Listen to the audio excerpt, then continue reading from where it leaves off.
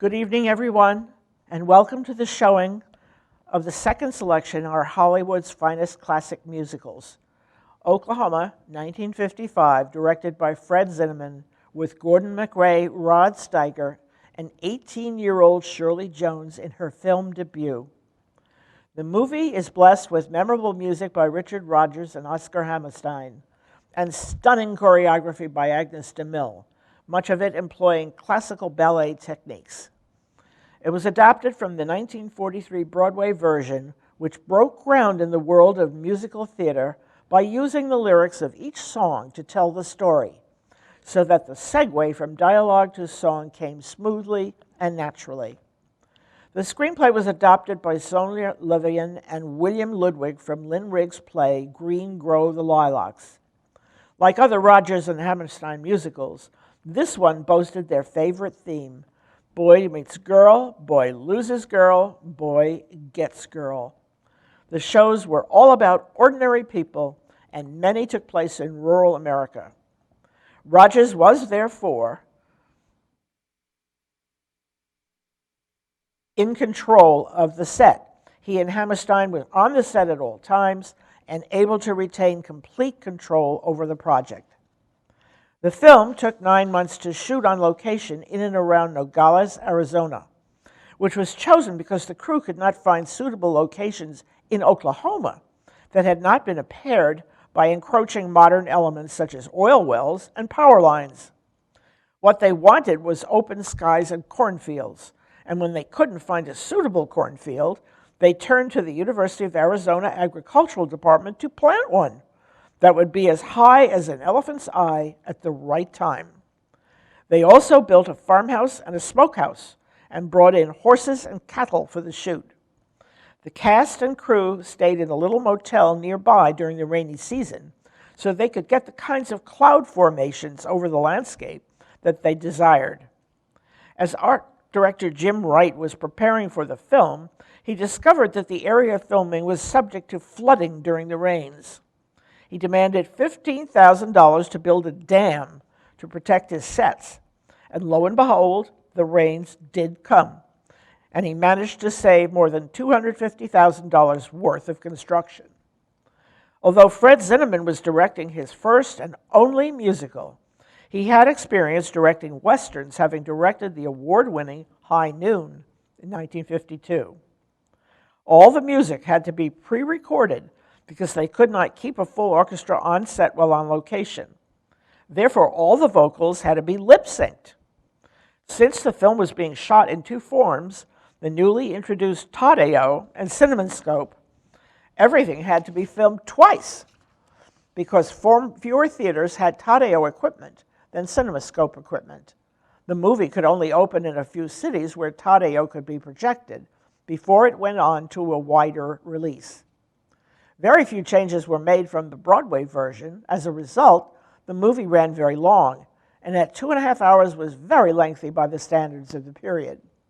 So theater owners ran it on a twice-a-day reserved seat schedule with 3 showings on weekends and holidays. The result was that it made only $7.2 million at the box office on an investment of $6.8 million. Sheila MacRae wrote that her husband Gordon did not have wavy hair, which was crucial to a role that was named for that characteristic. When Gordon refused to have a permanent and the hairdressers couldn't find another solution, she put finger waves in his hair each day, just before the shoot began. Oklahoma was successful abroad because European audiences were eager to see American movies with cowboys and Indians. Even then, the receipts were disappointing. Some critics were actually kinder. Writing in the New York Times, Bosley Crowther gushed that under the direction of Fred Zinnemann and the hawk-eyed observation of Messrs. Rodgers and Hammerstein, a full-bodied observation Oklahoma has been brought forth in this film to match in vitality, eloquence, and melody any musical this reviewer has ever seen. Fun facts about the film. Zinnemann often used unusual film angles, i.e., in the Surrey with the fringe on top number, the camera looks from the ground up behind the Surrey, So we see the horse's hooves. Another shot in this sequence is positioned from under the awning atop the surrey. Shirley Jones was on her way to college to become a veterinarian when she was advised to try out for Oklahoma. She had never had an audition before she tried out with the full City Center Orchestra for the role of Laurie. She got the role. She had a long record of minor singing attributions, having started in her church choir at the age of 6. Nevertheless, Rodgers and Hammerstein were a bit nervous about her lack of professional experience. Charlotte Greenwood, who played Aunt Eller in the film, became Jones's mentor, even coaching her on her diet in order to keep her weight down during filming. One night, Jones ate 10 candy bars in rebellion against her strict weight restrictions. When the movie finally opened, she rode to the showing with her father in a surrey with the fringe on its top. Gene Nelson did not have a stunt double in the scene where he leaps from the back of a horse onto a train roof and dances along the rooftop. Gloria Graham was best known for her appearances in film noir movies when she landed the role of Ado Annie. Although she was tone deaf, she was not dubbed and did her own singing. Rod Steiger's sinister portrayal of Judd cast a sense of terror through an otherwise extraordinarily entertaining movie. The Out of My Dreams number includes a 6 to 7 minute long fantasy ballet sequence. In the scene where the horses run away with the buggy while Jones is riding in it, she was actually not in the rig at the time. Southern Pacific Engine number 1673 was painted up and outfitted with the turn-of-the-century equipment to make it look authentic. In 1955, it was retired and donated to Tucson, Arizona's train depot, where it remains on display. 2 lines in the Kansas City number had to be edited. In the Broadway version, the lines read, quote, "I could see that she was padded from her shoulder to her heel, and later in the second act when she began to peel," close quotes. In the film version, these lines read, "I could swear that she was padded from her shoulder to her heel, and then she started dancing, and her dancing made me feel," quote.